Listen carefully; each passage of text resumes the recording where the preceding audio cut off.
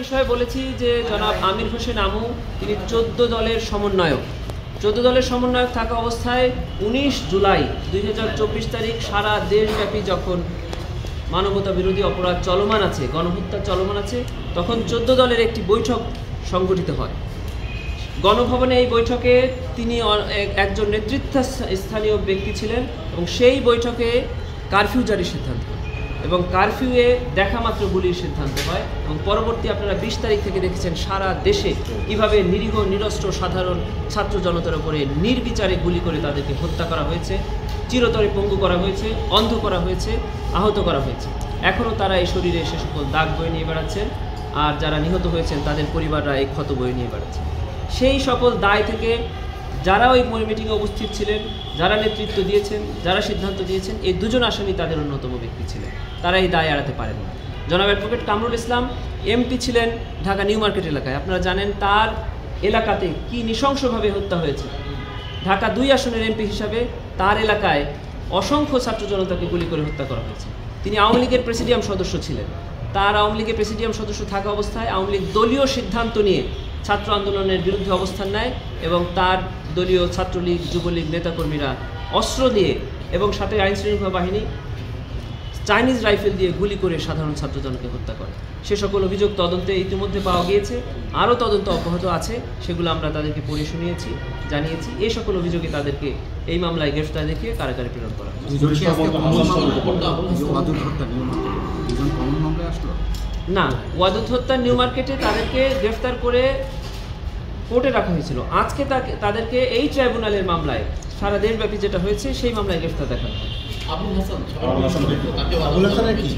আবুল হাসান যাত্রাবাড়ি থানার সাবেক ওসি। আপনারা দেখবেন ইমাম হোসেন তাইম নামে একটা ছেলে, যাকে যাত্রাবাড়িতে গুলি করে হত্যা করা হয় এবং খুব কাছ থেকে গুলি করা হয়। তার বন্ধু তাকে পেছন থেকে জাপটে ধরে নেওয়ার চেষ্টা করা হয়, তখন তার বন্ধুকেও গুলি করা হয়। সেই বন্ধু তাকে ছেড়ে যখন পালিয়ে যায় তখন ওসি তদন্ত তাকে গুলি করে। পরবর্তীতে এই ইমাম হোসেন তাইমকে নিয়ে থানায় নেওয়া হয়। থানায় নিয়ে তাইমের চেহারা বিকৃত করে দেওয়া হয় অত্যাচার করে এবং তাকে ওখানে মৃত্যু নিশ্চিত করা হয়। এই সকল কার্যক্রমে আজকের আসামি আবুল হাসান ওসি থেকে এই কার্যক্রম নেতৃত্ব দিয়েছেন, নির্দেশনা দিয়েছেন এবং সরাসরি উপস্থিত থেকে এই অপরাধকর্মে অংশগ্রহণ করছে। তাকেও আজকে ট্রাইব্যুনালে এই মামলায় গ্রেফতার দেখিয়ে কারাগারে প্রেরণ করা হয়েছে। আগামী 12ই ডিসেম্বর তাকেও এই ট্রাইব্যুনালে উপস্থাপন করা হবে নির্ধারিত তারিখ। তাকে আনা হয়েছিল ট্রাইব্যুনালেরই অন্য একটি মামলায়। আজকে তাকে ট্রাইব্যুনালের শুধু যাত্রাবাড়ি সংক্রান্ত যে মামলাটি আছে সেই মামলায়। ভাই, নতুন আসামি কোনো গ্রেপ্তারের কোনো আছে কিনা? এটি অ্যাবসলিউটলি আইন শৃঙ্খলা বাহিনী এবং সরকারের দায়।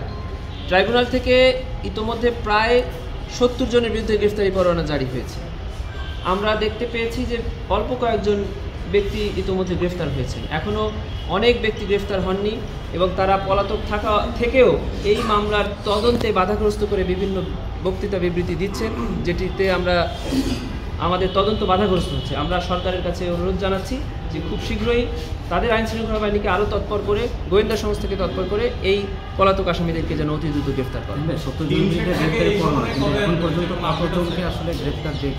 এখনো পর্যন্ত প্রায় 25 জনকে গ্রেফতার দেখানো হয়েছে।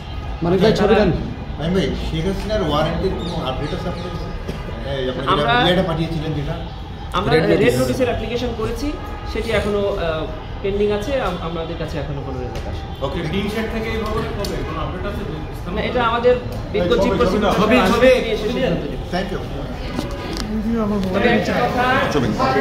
আজকে আমাদের